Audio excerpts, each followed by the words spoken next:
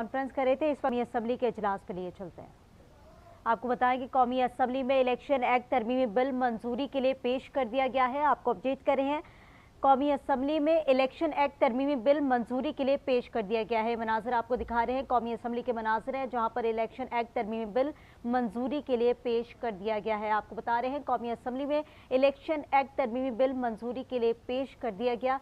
कौमी असम्बली का इजलास जारी है और इसमें इलेक्शन एक्ट तरमीमी बिल मंजूरी के लिए पेश कर दिया गया है। आपको मनाजिर दिखा रहे हैं कौमी असम्बली के, जहां पर इलेक्शन एक्ट तरमीमी बिल मंजूरी के लिए पेश कर दिया गया है।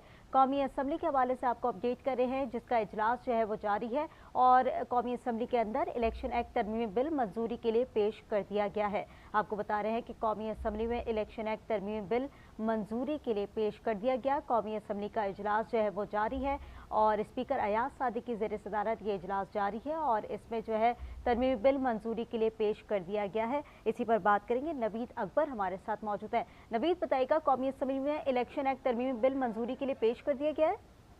जी बिल्कुल, मंजूरी के लिए पेश कर दिया गया है। बिलाल अजहर क्यानी ने ये बिल पेश किया है। तो स्पीकर ने पहले क़वायद-ए-ज़ाब्त मुअत्तल करने की तहरीक जो है उसकी इजाजत दी, जिसके बाद क़वायद-ए-ज़ाब्त मुअत्तल करके ये बिल पेश किया गया मंजूरी के लिए। इलेक्शन एक्ट 2024 ये बिल जो है ये 104A जो है उसमें तब्दीली की इजाजत देता है, जिसके मुताबिक अब जो अरकान है कौमी असम्बली जो असासियत से मुंतखब हुए थे और जो एक दफा अगर वो दे देते हैं किसी एक पार्टी में शमूलियत के लिए अपना इंडिया, तो वो दोबारा जो है उसमें तब्दीली नहीं कर सकते। और दूसरा उसमें ये है कि इलेक्शन के बाद दिए गए वक्त के अंदर सियासी जमातें जो अपने खुसूसी नशिस्तों पर अपनी जो फहरिस्तें देती हैं उसमें वो तरमीम नहीं कर सकती और एक दफा दी गई जो फहरिस्त है वो वही कंसिडर होगी।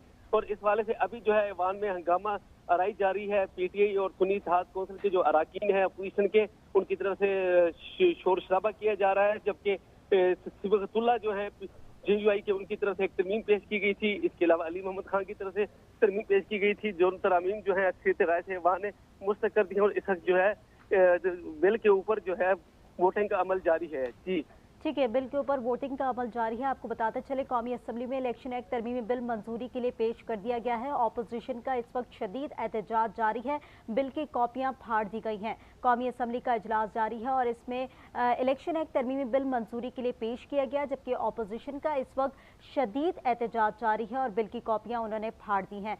आपको ये मनाजिर भी दिखा रहे हैं, कौमी असम्बली के मनाजिर है जहाँ पर इलेक्शन एक्ट तरमीमी बिल मंजूरी के लिए पेश कर दिया गया है। के मुस्तकबिल का सवाल है और हम समझते हैं कि ये बिल बदनीयती पर मबनी है। इसके रेट्रोस्पेक्टिव इफेक्ट सुप्रीम कोर्ट के डिसीजन को नल एंड वाइड करने के लिए पेश की गई है। लिहाजा हमारा मुतालिबा है कि इसको एक सेलेक्ट कमेटी को भेज दिया जाए और इस पर प्रॉपर डिस्कशन होकर बिल असेंबली में आ जाए। Thank you. Now I put the amendment as moved by Sahibzada Sibghatullah to the House. The question is that amendment as moved be adopted. All those in favor of it may say aye.